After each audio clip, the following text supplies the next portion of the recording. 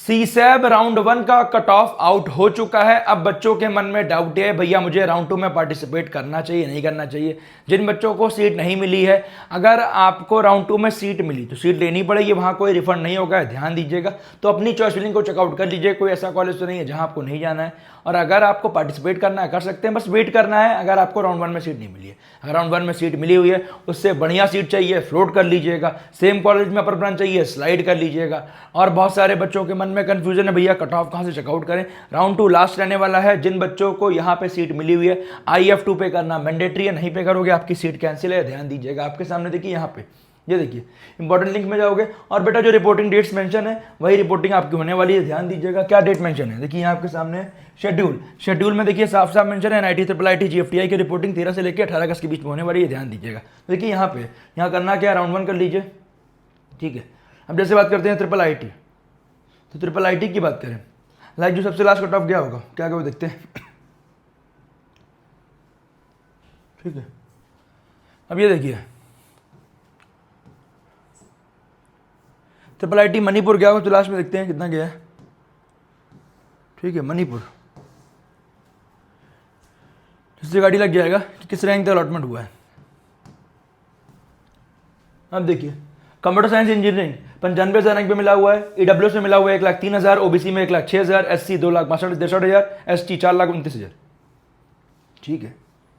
ऐसे ही बात करें electronics and communication branch, electronics and communication engineering मिला हुआ है 1,18,000 रैंक पे, ठीक है। EWS में 1,29,000, OBC में 137, SC में 278, ST में 445 पे। और साथ में स्पेशल वाला कोर्स की बात करें, ओपन में मिला है 136 तक, EWS 146, OBC 149, SC 290 और ST 453, ठीक है। ऐसे अगर बात करें NIT, अगर आपको ये जानना है कि भैया किस लास्ट NIT IIIT, आपको जिस भी NIT IIIT की चेक करना है, अब GFTI में गए, GFTI में अगर बात करते हैं लाइक GKV हरिद्वार की, क्योंकि केवल लड़कों का कॉलेज है, ठीक है, तो यहाँ ऑल पे गए। अब GKV हरिद्वार में कंप्यूटर साइंस मिला हुआ है 191 तक, EWS में 230 तक, OBC में 266, SC में 352, ST में 561, ठीक है।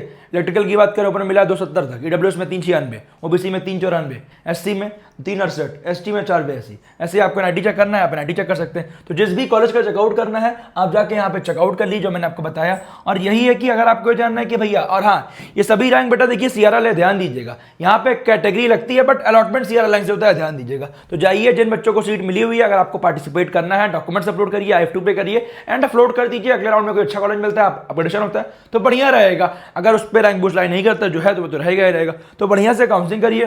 कुछ कंफ्यूजन है मुझे कमेंट कीजिए।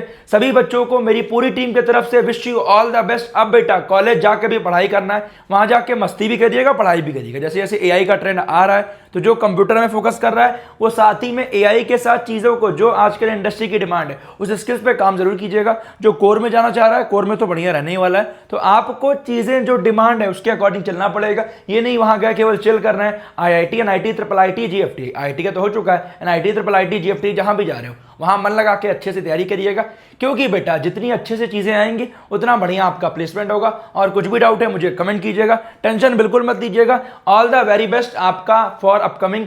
आपके जो 4 ईयर्स है, अब आपका कॉलेज ही डिसाइड करने वाला, कॉलेज आपको मिल चुका है, तो अब वहां जाके अच्छे से पढ़ाई करना है। Wish you all the best सभी बच्चों को।